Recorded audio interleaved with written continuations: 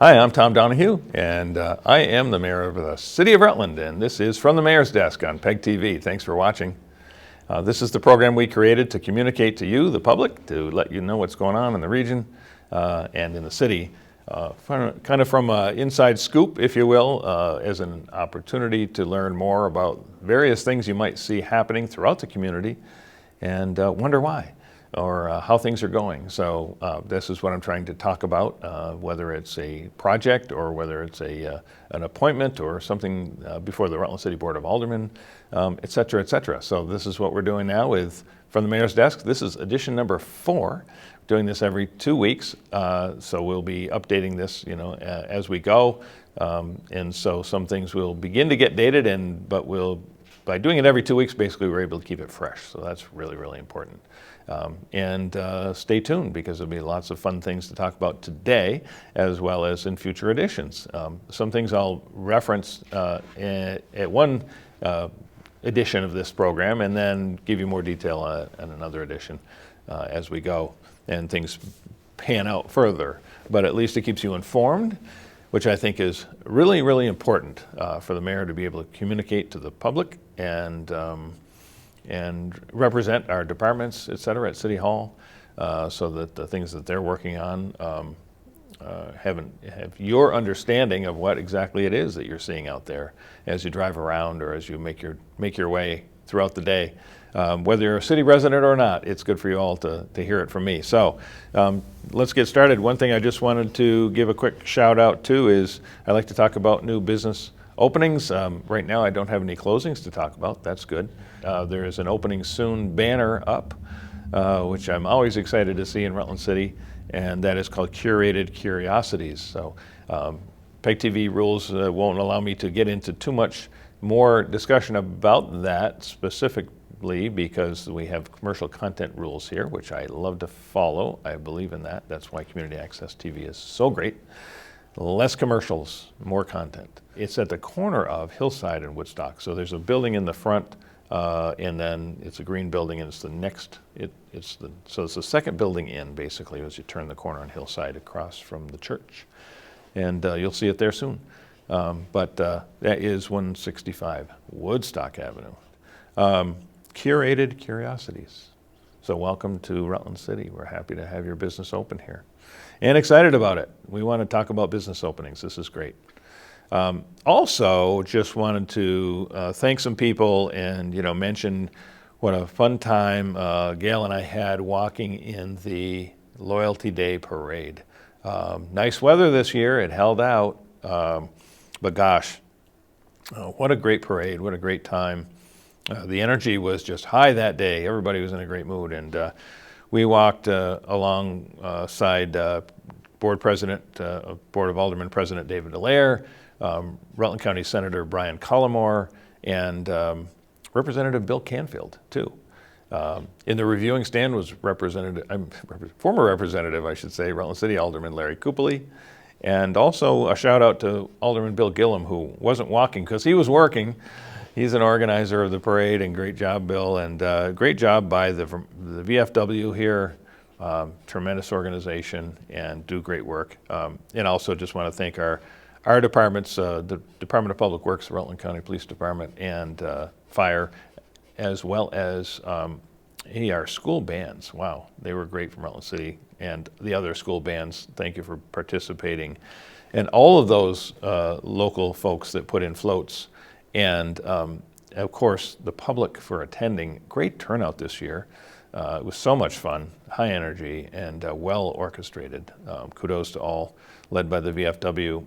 And then, of course, PEG TV. So you can watch it right here on PEG TV if you didn't happen to be there to see it for yourself. But a great day at Loyalty Day in Rutland.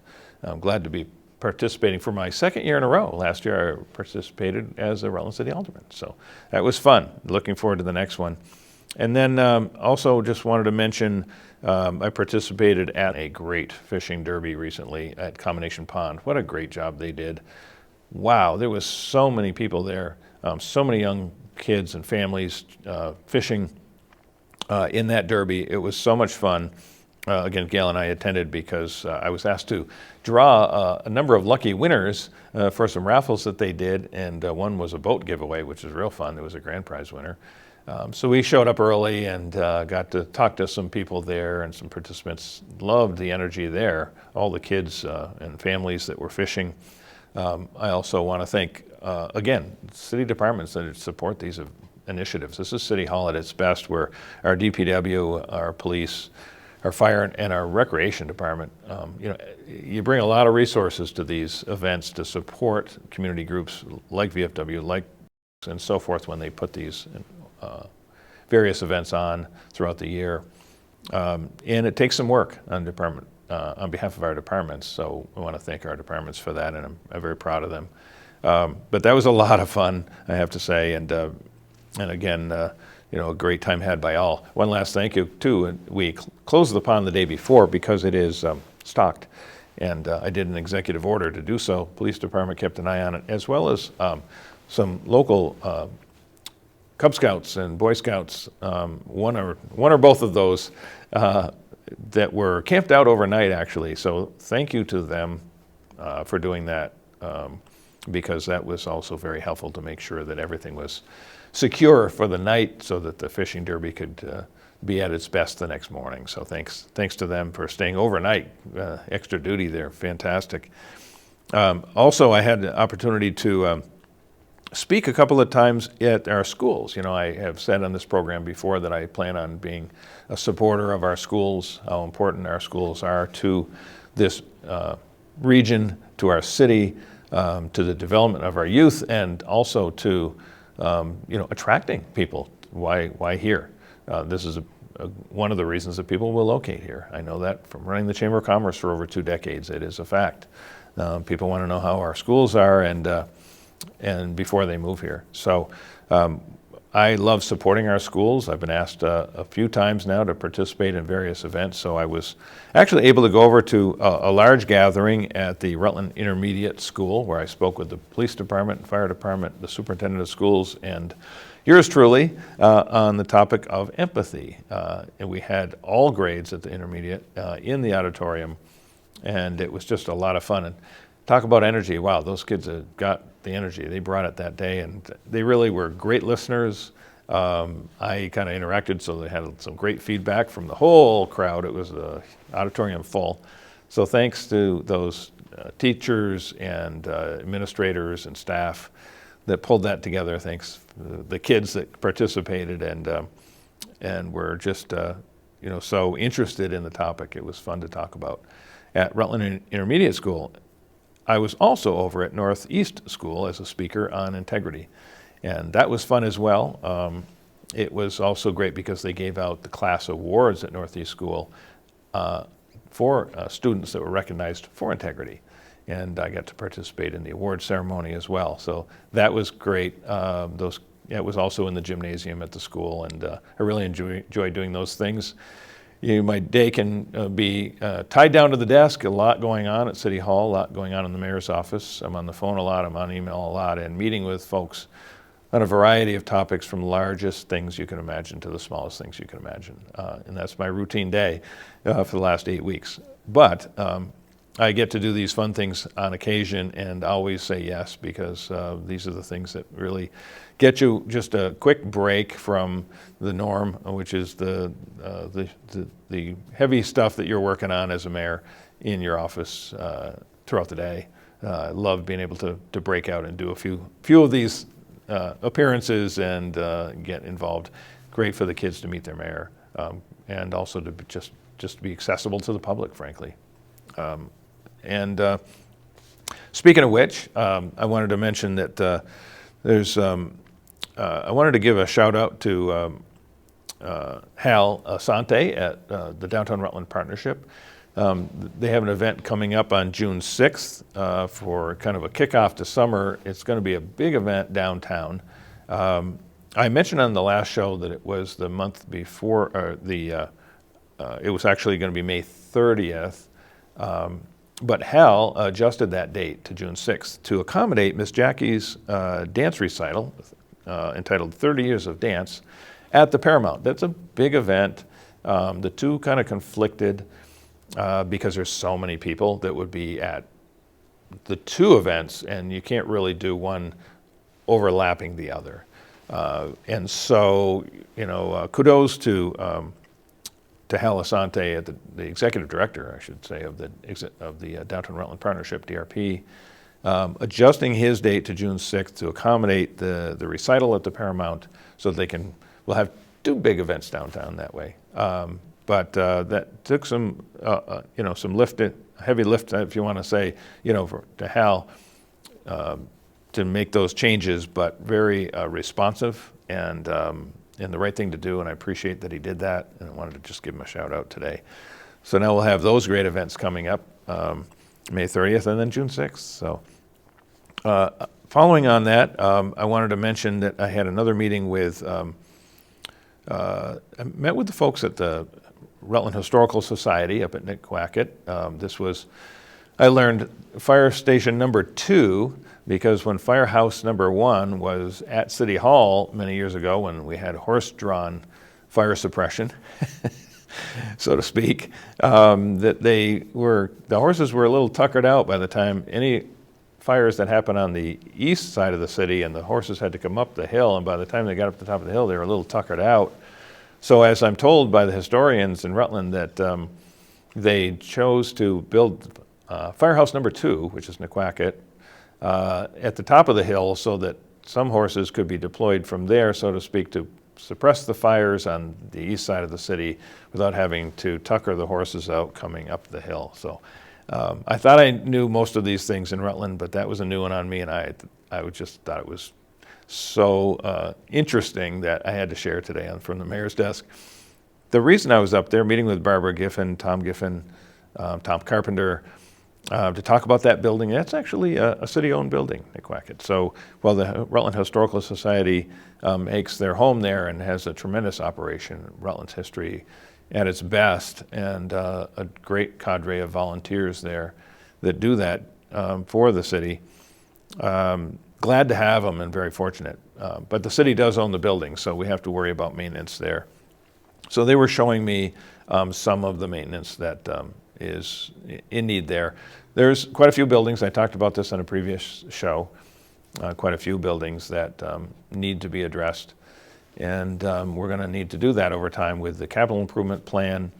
Some of these things are going to take some time, but we do have to be very methodical about it and start now and continue to make improvements to city buildings, whether that's the garages down on South Street or the fire station itself, our fire station currently, and or the old one with the Historical Society, the library, et cetera. A lot of needs for these buildings that are city-owned. So we do have to be addressing those, and we will. It may take a while, but if we're methodical about it, at least we'll move in the right direction. Having said that, we had a quick fix up there at the Historical Society because their lighting on the outside was out, actually, and one of them was just kind of hanging by an electrical wire, and this is the very front entrance of the building, and then the other two, one on the east side, one on the west side. And so Department of Public Works was able to help out with that, have an electrician up there within a few days, and I drove by this morning and happy to say that they are repaired and working, and that was good to see. That was a safety issue and one of those things that should be addressed as a maintenance and upkeep. I'm sorry that they got in that condition. I didn't realize that until they pointed it out to me. And kudos to the electrician, because I know one of them had a huge beehive built in it, so that's how long it's been out. But I'm assuming that was just a former beehive and that they were able to remove it and just fix the light. So I'm glad to have that accomplished, but there's many more things that need to be done there, and I'll be working with the Giffens and other volunteers to try to address these things as we go. Speaking of which, Tom Giffen spoke at the Board of Aldermen's meeting. If you haven't seen that, tune in for a minute. He's near the beginning with Tony Romeo from the VFW, talking about the World War II memorial that will be placed in a city park soon.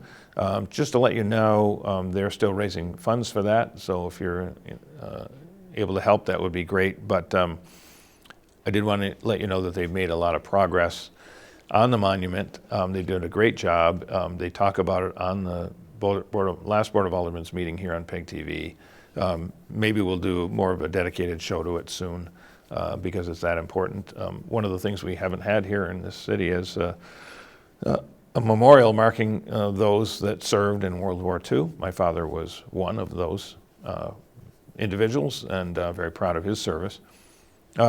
The location will be more towards the end of the park. So if you start at Main Street Park and start to go south, you're going to be looking at that being closer to the fire station, on the east side of the fire station in the park itself. There's quite a bit of space there that you'll see if you look to that location, and it would go there.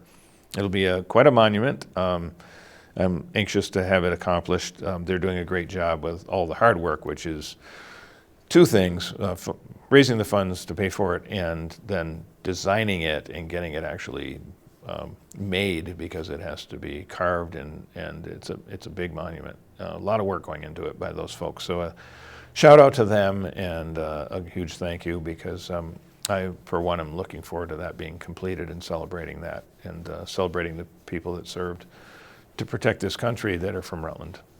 And what a great way to do it in our beautiful Main Street Park. But again, all the way down the south end, closer to the fire station.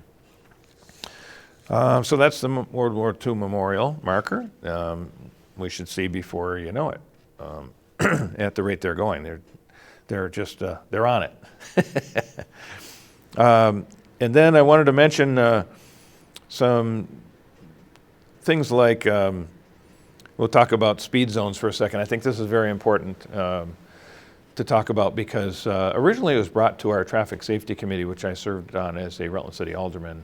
Now I'm on it as mayor. I still am one of the members of that. We actually will be meeting this Friday morning coming up. And a couple of the crossing guards had mentioned that they were concerned about the speeds. You know, if you think about it, those, in this case, gentlemen, get the kids across safely, and then they're sort of in the middle of the street.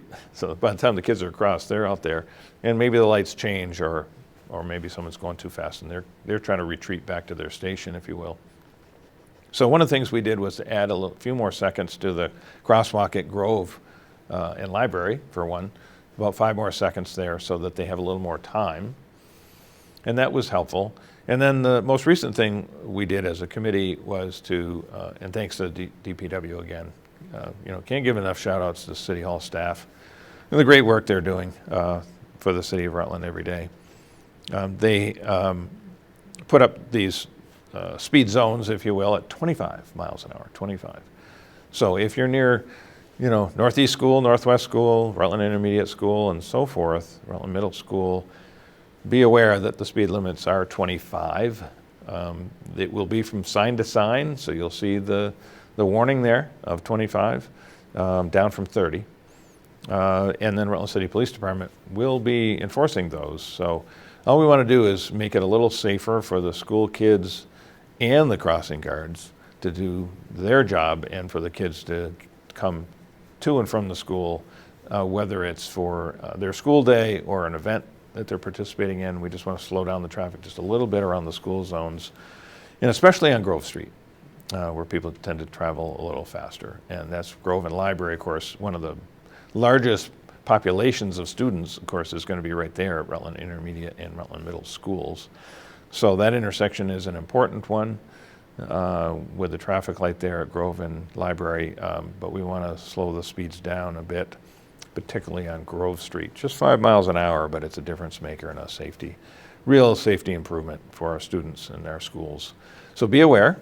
That has officially been changed, and the signs are up. So speaking of which, I talked to Mark Stockton yesterday. We talked about enforcement. That's why there's the segue. But in the plaza, there has been a lot of people aware that they've been doing civil violation tickets in the plaza now for parking over 3 hours. There is posted parking there for 3 hours. This is a decision by Brixmore Property Group that owns the entire plaza. It is their parking lot to do what they will, and they have decided to enforce the 3-hour limits there. So their Stockton Security is responsible for actually doing the civil violation tickets there. So be aware of that as well. And then in theory, you know, if it became a real problem, a real scofflaw, so to speak, you could actually get booted or towed.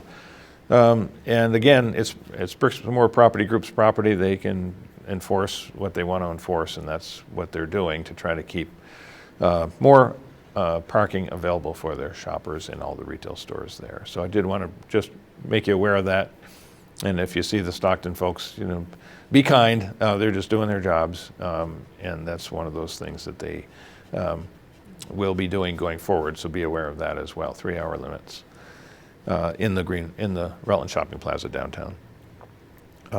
Also, just wanted to mention a couple important things that occurred at the last Board of Aldermen's meeting. I was able to have our third inspector for Ward 4 approved, so we're glad to have that accomplished, and the board unanimously approved that appointment. They're up to speed now, full staff, if you will, with their volunteers appointed and elected for the wards, the clerks and the inspectors. They do a great job. We're happy to have them do that. But I wanted to mention that is important now because we will have an August primary. And so that's going to be coming up. We'll talk more about that in future shows, but there will be an August primary. So it's not that far off that they'll need their team. And so I was glad to get that appointment accomplished. And thank you to the Board of Aldermen for approving that nomination and all of my nominations thus far. I really appreciate the cooperation and collaboration that I've enjoyed in this new administration from the Board of Aldermen. They're doing a great job, and we're communicating well. And so if you hear them asking less questions at an Alderman's meeting on PEG TV, it's not because they're not asking questions. Actually, it's because just the opposite. They've had more time to ask their questions as we get things to them in advance. They're able to ask me, they're able to ask department heads, they're able to talk to amongst themselves so that they're better prepared on Monday night, and I think that's the way it should be for them. There's no reason that they should need to be out of the loop come Monday night. They should actually be in the loop by the time we get to Monday night and be prepared to make decisions, and they are, and they're doing a great job with that. So if you hear a little less of that banter back and forth, it's only because they've already had plenty of opportunity to vet things, to answer their questions, to come to their own conclusions, and to vote accordingly. So thanks to the Rutland City Board of Aldermen. Additionally, the big news was being able to appoint our city attorney nominee, Kevin Gustafson, who made his way here via originally Minnesota, where he got his bachelor's degree in political science and then his master's in public administration before going to Washington, D.C., where he law clerked for 10 years for a fairly big firm, and then decided to get his Juris Doctorate from the Washington, it's the School of Law, the American University there. And then coming to Vermont during COVID, and he's also a snowboarder, and opening up a private practice here. Looking forward to working with Kevin. The board will be voting on that at the next meeting because they table it by 2 weeks by charter. That's the way that works, and that's automatic. But that will be occurring at the next board meeting, and hopefully I'll be reporting back that we have a new city attorney approved by the board. But they've had plenty of time in providing them the time to talk to Kevin and get comfortable with this nominee, which is important. They should be. There should be no surprises when it comes to these nominations. They should have plenty of time to talk to the individuals being nominated and consider them before the Monday night that they vote. So that's what I'm collaborating on the board with in between Board of Aldermen meetings, and that's the only way it should be done, really. We have to respect that they represent you, the voters, their constituents, and have to do the most responsible thing for the city when they vote. So we want to make sure that they're comfortable with their choices and decisions. And I will see to that, because that's a big part of my role. And also just wanted to mention that there is Construction going on, we talked about at Meadow Street. I just want to mention that the Department of Public Works Commissioner and the Assistant City Engineer took me down there to see the project. Wow, that's a big project, the $612,000 gallon, I should say, holding tank for water, which will be a game changer for when we have those bigger storms. Even the smaller storms, that will just retain less, that's all. But when we have, that can be held there, not all rushing into the treatment plant at once or spilling into the East Otter Creek, it can be held and managed, so to speak, in a flow. The cool thing is that I got to see pictures of the actual tanks, because it's not one big tank, it's a series of these cement holding tanks, and it's rows of them.